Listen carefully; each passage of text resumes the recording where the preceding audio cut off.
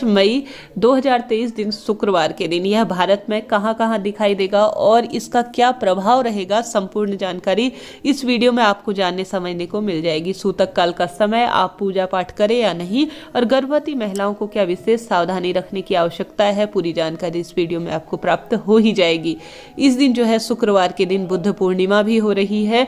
जैसे कि हम सभी जानते हैं चंद्रमा मन का कारक है, रचनात्मक और शारीरिक जो भी परेशानियां होती है या जो सुखद एहसास होते हैं वह चंद्रमा के कारण ही होते हैं।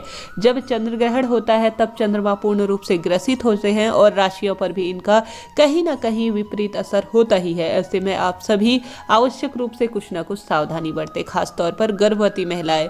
भले ही यह भारत में दिखाई दे या ना दे, परंतु गर्भवती महिलाओं को अपना पूर्ण रूप से ध्यान रखना चाहिए। अब इसका समय जान लेते हैं कि यह कितने बजे से दिखाई दे रहा है। 5 मई 2023 शुक्रवार की रात्रि 8:45 से यह शुरू हो जाएगा और रात्रि को ही 1 बजे के आसपास यह समाप्त हो जाएगा।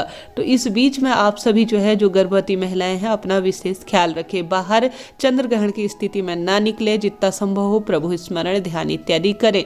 ऐसे में यह भारत में दिखाई देगा या नहीं, जैसे कि यह सबसे पहले यूरोप, एशिया, ऑस्ट्रेलिया, अफ्रीका, प्रशांत महासागर, अटलांटिका, हिंद महासागर, ऑस्ट्रेलिया इत्यादि क्षेत्रों में दिखाई देगा। ऐसे में आप सभी घबराएं नहीं, यह भारत में कहीं भी दृश्य नहीं है, अर्थात यह उपछाया चंद्र ग्रहण है। भारत में इसका सूतक मान्य नहीं है। पूर्ण रूप से जो है आप पूजा पाठ इत्यादि के जो कार्य होते हैं, प्रभु को स्नान ध्यान इत्यादि मंत्र जाप इत्यादि कर सकते हैं। यह उपछाया चंद्र ग्रहण है, भारत में इसका कोई भी सूतक इत्यादि मान्य नहीं है। और साथ ही देवी देवताओं से संबंधित जो कार्य हैं और साथ ही कपट जो भगवान के पट इत्यादि होते हैं, अर्थात कहने का मतलब है भरत भगवान जी के जो पूजा पाठ के कार्य हैं, सूतक काल इत्यादि का कोई भी इसमें ऐसा मान्य नहीं है। देवी देवताओं के कार्य पूर्ण रूप से होंगे।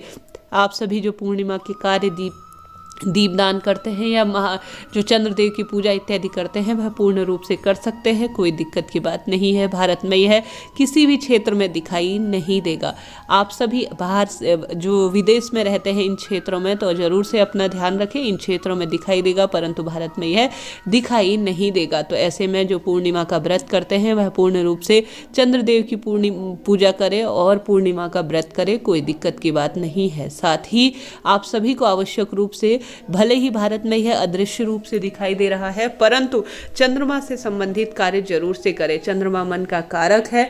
शरीर में कोई रोग दोष इत्यादि होते हैं या शरीर में जो है मन चंचल रहता है, किसी न किसी रूप में आप शारीरिक विकृतियों से जुड़ते हैं, तो चंद्रमा से संबंधित दान पुण्य इत्यादि जरूर से करें। कहने का अर्थ है अपने चंद्रमा की कुंडली में मजबूत स्थिति बनाने के लिए आप सभी को सफेद रंग की चीजों का दान करना चाहिए। दूध, दही, सफेद वस्त्र, चावल और सफेद पुष्प इत्यादि महादेव के मंदिर में अगर आप महादेव का श्रृंगार करते हैं या इन चीजों का दान करते हैं तो सुखद फलों की आपको प्राप्ति होगी।